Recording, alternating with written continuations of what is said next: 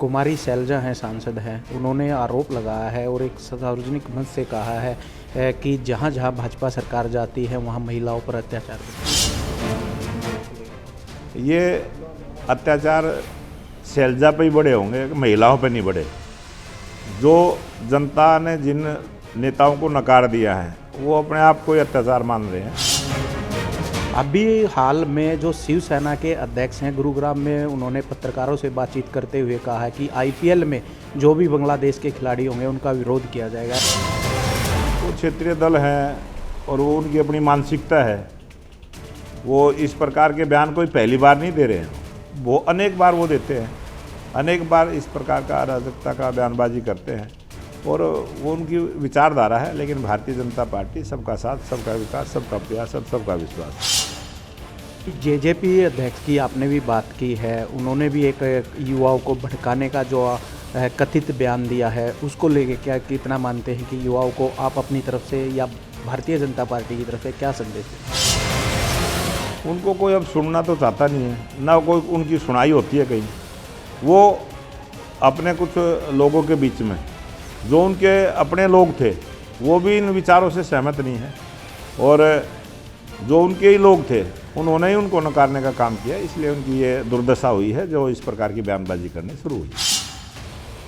प्रदेश सरकार की तरफ से जो संकल्प पत्र दिया गया था उसके तहत विकास कार्य प्रदेश में किए जा रहे हैं। इस संबंध में बातचीत करने के लिए हमारे साथ हैं प्रदेश अध्यक्ष मोहनलाल बड़ोली जी। बात करते हैं उनसे।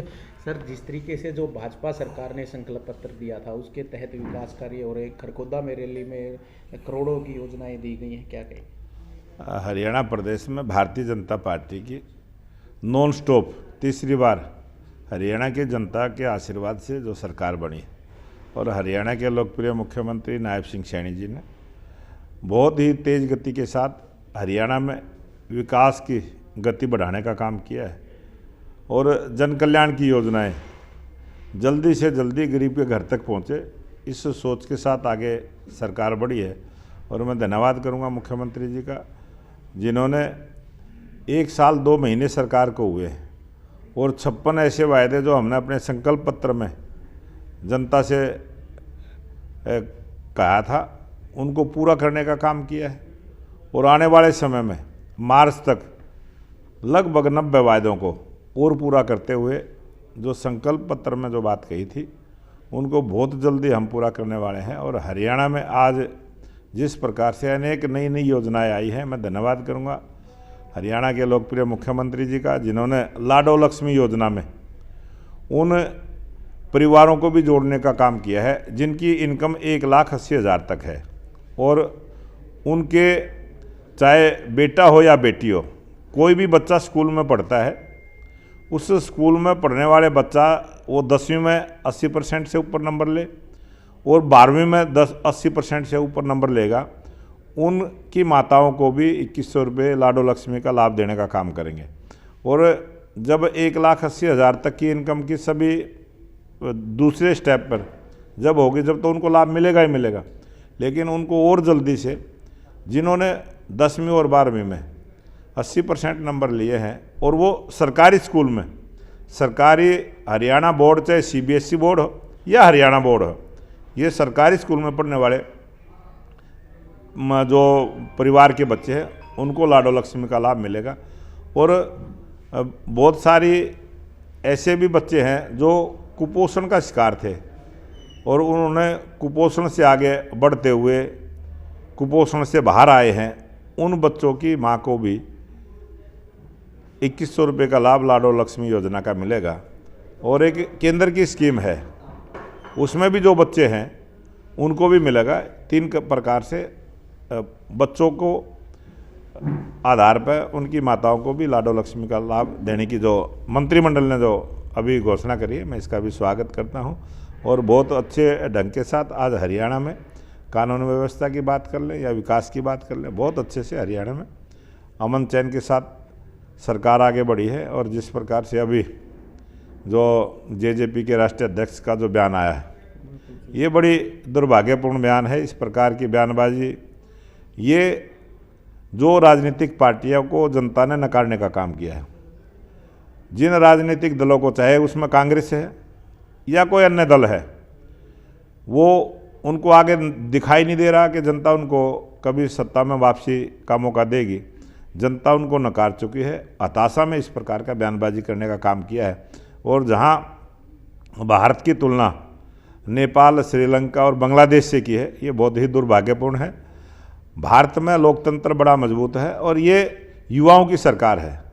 लोकप्रिय प्रधानमंत्री नरेंद्र मोदी जी की सरकार युवाओं की सरकार है और युवाओं का बहुत बड़ा आशीर्वाद इस सरकार को है और लोकप्रिय प्रधानमंत्री नरेंद्र मोदी जी की नीतियों से युवा खुश है।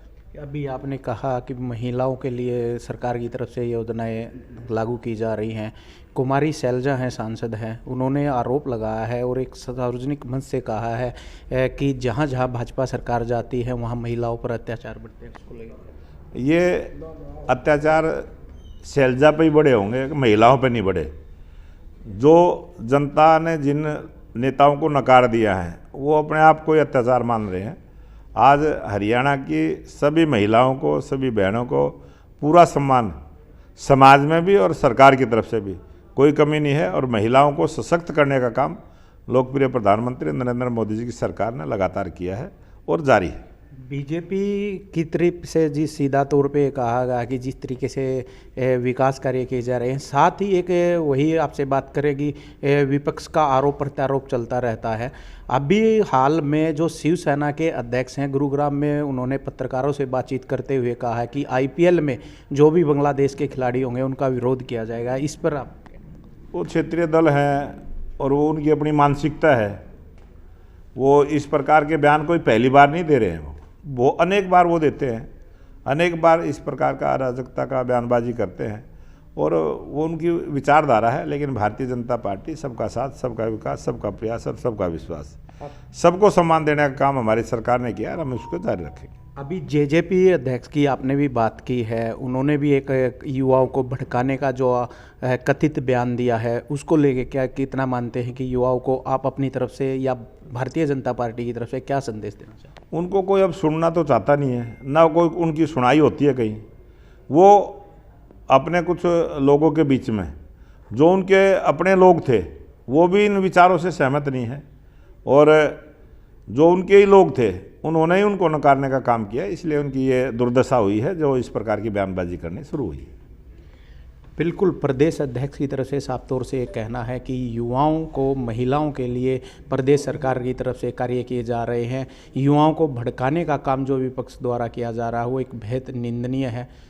इस चीज़ पर बातचीत करते हुए उन्होंने अपना पक्ष साफ तौर से स्पष्ट किया है। सोनीपत से पीटीसी के लिए सुनील शिकारा।